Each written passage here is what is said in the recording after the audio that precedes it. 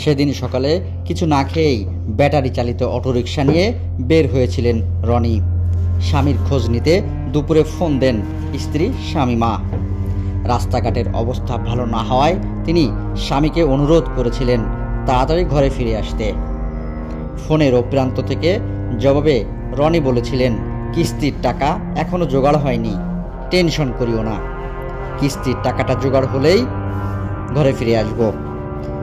20 জুলাই শেষ পর্যন্ত আর ঘরে ফেরেনি রনি।